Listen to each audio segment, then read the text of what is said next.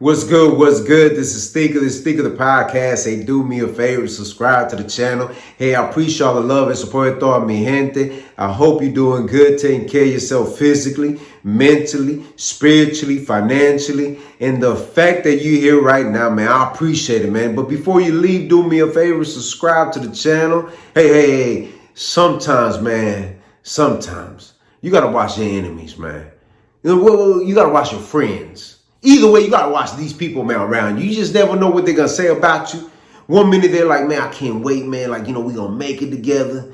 We're going to do this together, man. As a family. Next thing you know, things don't work out the way it's planned. And they're talking extra disrespectful about you. And you like, man, wait a minute, bro. I thought we were cool. I thought we were family. We're una familia. ¿Qué es lo que está pasando, man? That's what I thought we were, right? You know, when we talk about Canelo and Oscar De La Hoya, you know. Well, yeah, that's not here. We're not going to talk about that, man. We're going to talk about the matchup, man. Vergil Ortiz Jr., man, what a warrior, man. What a fight. He got knocked down 2 times. No, was it 2 times he got knocked down? Man, he got right back up and said, I want all the smoke. And look, man, respectfully, man, Ortiz, man, you doing your thing, man. Maybe I'm biased because he come from my city. You know, hey, it is what it is. But it was a close fight, man. It could have been a draw. He did get knocked down twice, but he got back up like a soldier. Said, "Let's go." But the only thing this is my thing, okay? With the people around him, I hope that he's listening. This is a valuable lesson in boxing because you cannot fight like this again, man. Respectfully, you can't, man. You're gonna get yourself in some brutal fights, man. It ain't about who could hit the hardest.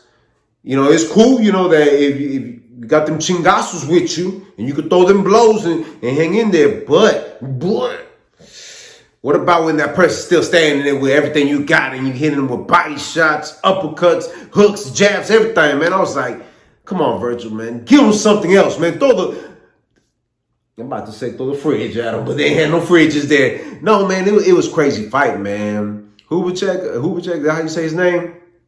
That dude right there could take a punch.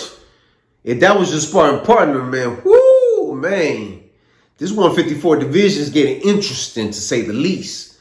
And the fact that Vergil Ortiz hit him with everything, man, I was like, bro, what else can you do in this fight? But I will say this, though, man. It came down to me in these rounds, right? When I saw the growth of Ortiz, and if he actually goes on to his next fight, fights like this, I think he's going to be a problem. He's going to be a menace to society, respectfully. When he went into the 8th and 9th round, I think, is when he was boxing a little bit more from a distance, connecting. Because I like what his corner say. He said, hey, stop giving these power shots. Stop doing all that, man. Stop trying to go blow for blow with this guy. Just go in there, do your boxing, and the shots will be there. And they were just like that. But he will get himself caught up in that clinch and start trying to go, you know, body for body, head for head. I was like, come on, bro. And I really do feel like he went in that fight with a lot of emotions, man. You know, he didn't shake his hand. He said a lot of disrespectful things. You would think that Vergil Ortiz, he was disrespecting his whole family, bro. Mother, sister, brother, uncle, cousin. It felt like Vergil Ortiz went in there with like extra personal. And you know, with boxing, man, you got to keep your composure. Because I've learned something over the years, you know, from a great fighter that he no longer box, Mayweather. Y'all remember what Mayweather used to say? The purpose of boxing is to hit and not get hit. The way Ortiz was getting hit, I could see why the fans could say, hey, it looked kind of a little shaky. It looked like, to me, the scorecards weren't where we thought they were. But, hey, man, he won. It's just the fact the knockdown, right? When the first one, when he got knocked down, respectfully, Ortiz, and I mean this disrespectfully, you got hit with a clean shot. The second one, you got hit with a clean shot too. So twice you got hit real clean. It wasn't a mishap. It wasn't you tripped on something. It might have felt like that because that punch was lightning quick. But you held your own, man. Respect to that. Now we got to speak about the elephant in the room as we usually do. You know what I'm saying? Terence Crawford. Because, you know, Turkey Al-Assini, that how you say his name, that disrespectful guy? Hey, man, Vergil, you're going to make some money, bro. Make your money, respectfully, you know. But you cannot fight Terence Crawford like that, man. You cannot. Terence Crawford don't got that kind of following. I mean, he good. He a great fighter. One of the best to ever do. He just doesn't got that following. I just don't know what it is. It might be that he don't talk a lot of hot mess. He gets straight to the point. He stayed out of that limelight. He ain't focused on that. He focused on training. It's just crazy times we live in. We like people that get into that hot mess.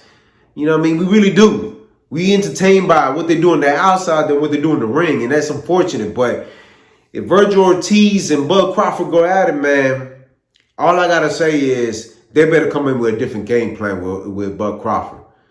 Bud Crawford is the type of person that's very patient. He ain't going to slug it out. He ain't going to slug it out with you. He going to sit back, watch what you're doing, calculate, connect, and do his thing.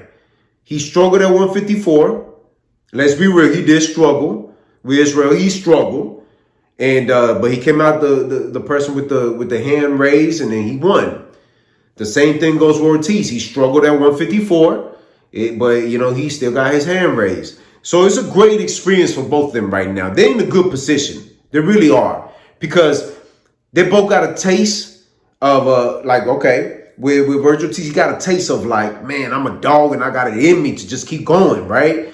And then also in that time frame, when you saw some of the changes, you said, okay, cool. He could make those adjustments needed. He didn't continue, even though he still did. But I think this is a learning lesson. They could rewind that tape and say, yeah, man, he learned something. Now let's implement, and make sure that we don't do this with Bud Crawford. Bud Crawford realized, hey, man, I really just got to throw my hands at 154. I could take a punch, and they're good. They're in a good position right now, man. In his boots, they ain't calling your name out, man. They ain't saying your name. That guy with all the money, he ain't saying nothing. It is what it is. Same thing world spinning. It is what it is. But I will say this: it should be an interesting fight. When would it happen? I think that Vergil Ortiz needs to get a lot of rest, man. Look, I don't know medically where he's at. And I know after the fight, they have to go get themselves checked up. Because, man, it was a brutal, man. It was a back and forth. If y'all got a chance to witness that fight, go check it out, man. That fight right there, man, every impact, every body shot. Oh, I felt it through the screen. You know what I mean? The headshots, the jabs, the hook, the uppercuts was so clean, man. But I'm telling you, y'all want to see a back and forth? That's the one right there. You know, would I call it a robbery? Not really, man. Because it could have went either way. It could have went either way. I get all you boxing analytics, all you boxing fanatics, y'all boxing fans. I get it. He got knocked down. But it's a difference of getting knocked down and knocked out. He got knocked down and got right back up like, okay, let me get back on my bike. And he put the pressure on him. He put that, I put the gas on it, bro. Hey, you ain't gonna do me dirty for my GP Texas people, man. You ain't gonna disrespect us like that. That's how I feel, man. As you can tell, man, I'm a fan, man. I'm a fan of Ortiz, man. Anybody that comes from my city, man, GP Texas, hey, man, I love it, man. I love it. I wouldn't mind go train with him.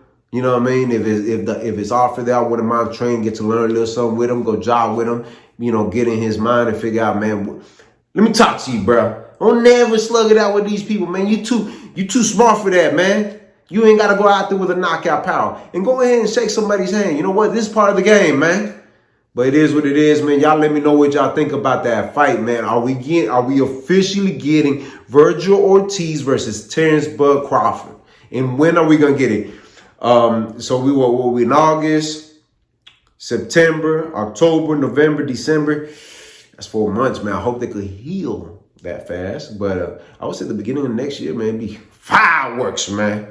But y'all let me know what y'all think, man. If y'all got a chance to check out that fight, man, who you got on that fight. I ain't gonna lie to you, I'm gonna lean towards Ortiz. Look, man, it could have went either way. But I'm gonna have to lean toward Ortiz, man. He was the dog in there, man. But you know how boxing is, man. Come on now, they're trying to make the big fights. That turkey dude over there, man, he just trying to control boxing from every angle. But respectfully, do me a favor, subscribe to the channel. Si te gusta lo que mira, press like, share this video on social media platforms, drop a comment in the comment section. I'm always interacting with me, gente, side. Hit the notification bell to get notified. Visit the website, r2drec.com. And always remember, have peace in your heart, have faith, and never give up. All right, one. What's good? What's good? This is Stico. Hey, do me a favor, man. Somewhere on here, you get a chance to check out my other channel. I release all my music there. We have a lot of music coming out this year. Y'all definitely don't want to miss out. Do me a favor as well. Check out the website, r2drec.com. Purchase your merchandise. Let's keep this moving going. Thank you for all the love and support, and thank you for being patient with me. Hey, let's get it this year. All right, one.